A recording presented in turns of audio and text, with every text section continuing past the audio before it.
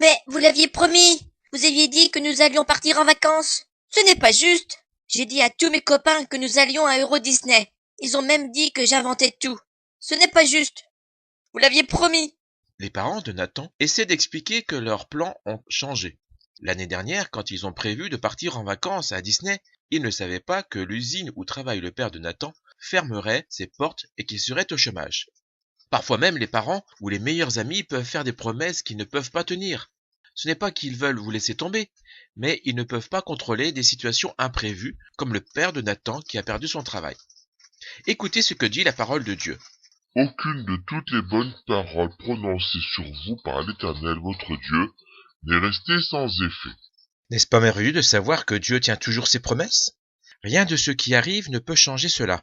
Rien n'est en dehors de son contrôle, car Dieu est plus puissant, plus fort que quiconque ou quoi que ce soit.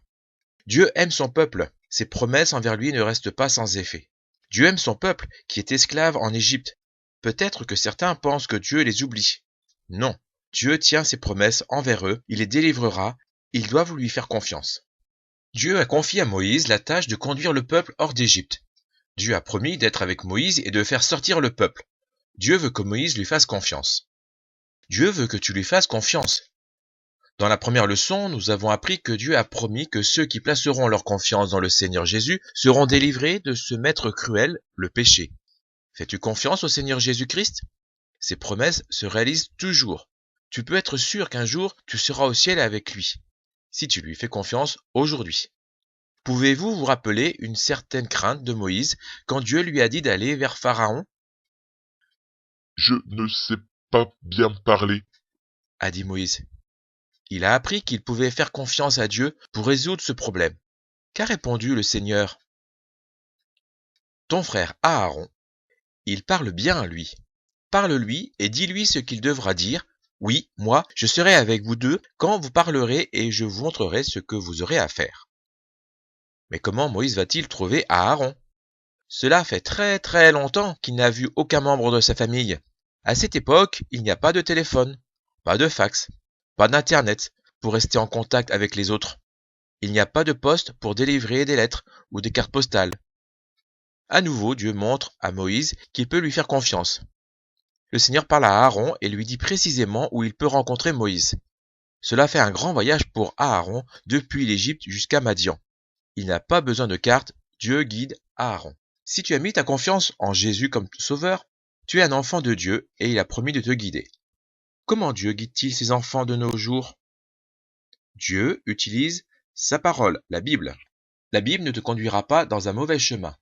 Tu peux faire confiance au Seigneur. Il te montrera comment vivre pour lui être agréable, à lui plutôt qu'à ton ancien maître, le péché. Dieu guide Aaron vers le mont Sinaï, où il a parlé à Moïse dans le buisson ardent. C'est un moment très spécial pour les deux frères, de se retrouver après tant d'années. Je suis sûr que Moïse a beaucoup de questions à poser sur sa famille. Mais ce qui est le plus important encore, Moïse doit dire à Aaron de quelle merveilleuse façon Dieu lui a parlé. Peut-être dit-il quelque chose comme cela.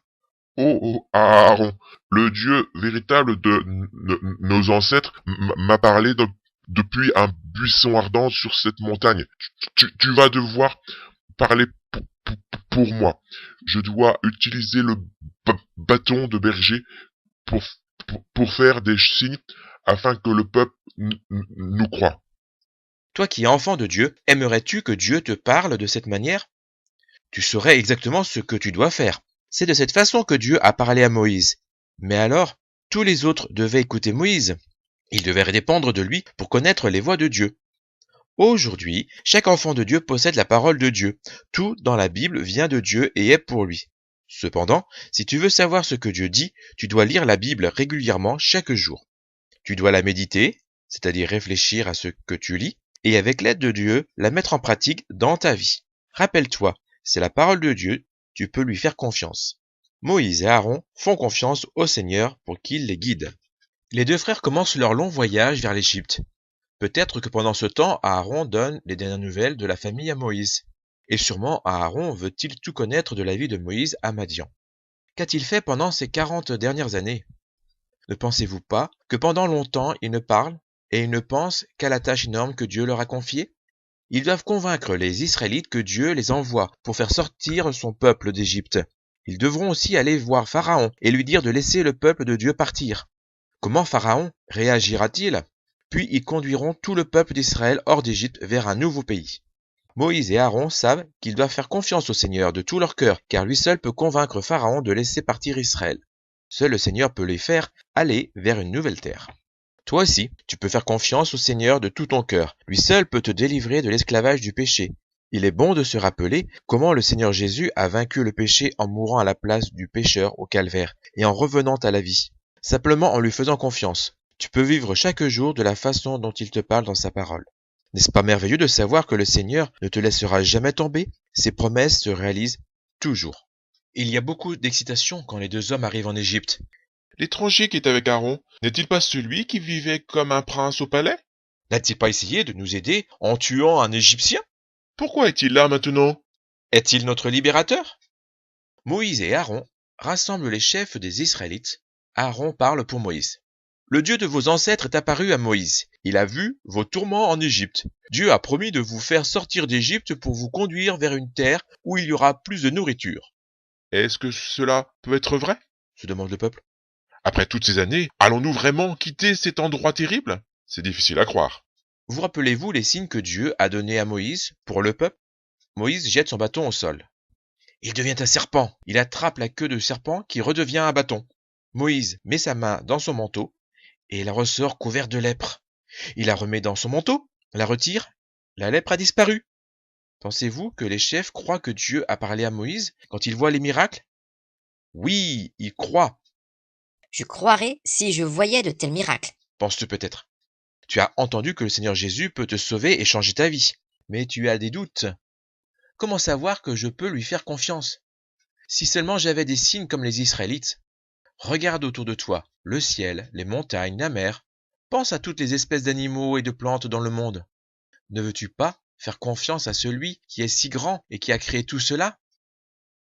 Jean 3,16 nous dit: Oui, Dieu a tant aimé le monde qu'il a donné son Fils, son unique, pour qu'aucun de ceux qui se confient en lui ne soit perdu, mais que chacun accède à la vie éternelle.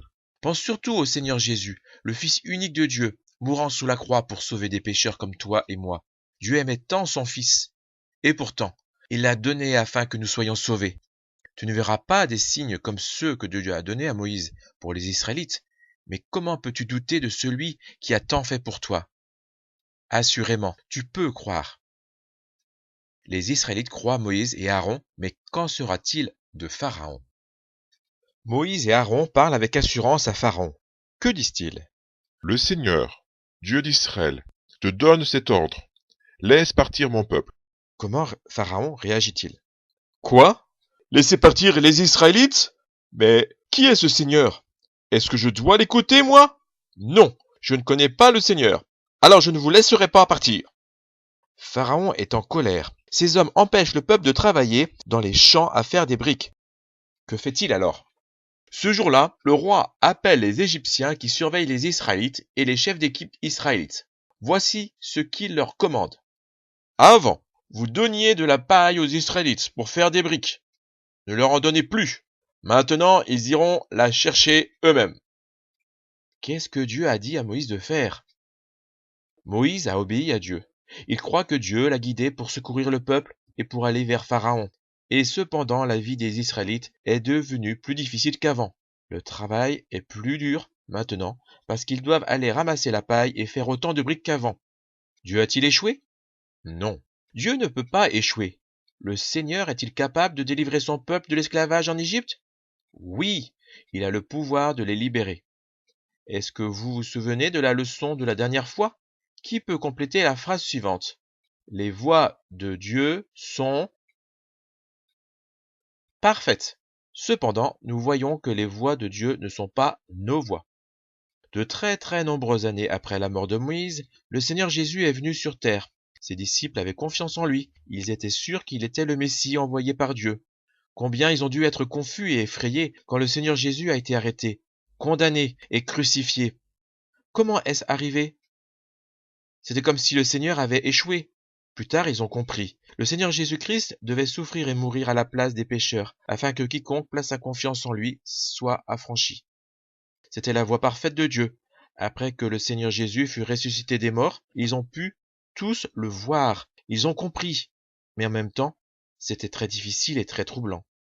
Le peuple de Dieu en Égypte est très confus. Ils trouvent cela très difficile à croire. Quelques-uns parmi les responsables du peuple viennent devant Pharaon. « Pourquoi est-ce que tu nous traites de cette façon? On ne nous donne plus de paille, mais on nous commande de faire des briques. De plus, on nous frappe. Ton peuple a tort. » Est-ce que Pharaon est compatissant? Non. Il répond. « Vous êtes des paresseux. Oui, des paresseux. C'est pourquoi vous dites, allons offrir des sacrifices au Seigneur. Maintenant, allez au travail. On ne vous donnera plus de paille, mais vous devrez faire autant de briques qu'avant. » Comme Moïse et Aaron partent, les commissaires hébreux commencent à crier après eux. « Que le Seigneur voie ce que vous avez fait, qu'il vous condamne. À cause de vous, le roi d'Égypte et ceux qui l'entourent nous détestent. » Pourquoi me blâmez-vous? Dit Moïse. « Cela ne semble pas juste. Est-ce que le peuple ne croit pas dans la promesse que Dieu a faite de les secourir? Ne pensez-vous pas que Moïse doit se sentir découragé? Il sait qu'il a obéi à Dieu, mais rien ne semble marcher. Est-ce que toi aussi, tu es découragé? Tu as fait confiance au Seigneur Jésus pour qu'il soit ton sauveur et tu vis pour lui chaque jour, mais en ce moment c'est très difficile. As-tu des problèmes à la maison? Peut-être que ton père est au chômage et qu'il n'y a jamais assez d'argent pour payer les factures? Peut-être que tes parents t'ont puni pour quelque chose que tu n'as pas fait? Alors tu te demandes pourquoi Dieu a permis qu'une telle chose arrive s'il est si grand. Est-ce l'école qui pose problème? Est-ce que tu trouves difficile d'être différent? Est-ce que les autres enfants se moquent de toi parce que tu ne lis pas certains magazines pour adolescents ou que tu ne connais pas la dernière chanson à la mode? Que fait Moïse? Il fait ce que tu dois faire. Moïse parle au Seigneur. Seigneur, tu as fait du mal à ce peuple. Pourquoi? Pourquoi est-ce que tu m'as envoyé ici? Depuis que je suis allé parler au roi d'Égypte de ta part, il fait souffrir les Israélites, et tu ne fais rien pour libérer ton peuple. Que répond le Seigneur? Le Seigneur, c'est moi. C'est pourquoi va dire aux Israélites, de ma part, le Seigneur, c'est moi. Je vais vous arracher aux travaux forcés. Je vais vous libérer de l'esclavage que les Égyptiens font peser sur vous. Grâce à ma puissance et à mon autorité, je vous libérerai. Moïse peut faire confiance au Seigneur. Le peuple d'Israël peut faire confiance au Seigneur. Il tiendra sa promesse de les délivrer. Toi aussi, tu peux faire confiance au Seigneur. Si tu n'as pas encore mis ta confiance en lui, aujourd'hui, maintenant, tu peux faire confiance au Seigneur Jésus de tout ton cœur, de ce qu'il peut te libérer de ton esclavage, de l'esclavage du péché. Rappelle-toi sa promesse. Si le Fils vous affranchit, alors vous serez réellement libre. Si tu connais le Seigneur Jésus comme ton sauveur, alors chaque jour, crois qu'il peut venir en aide à la maison, avec tes amis, à l'école. Ses promesses se réalisent toujours. Aucune de toutes les bonnes paroles prononcées sur vous par l'Éternel votre Dieu n'est restée sans effet.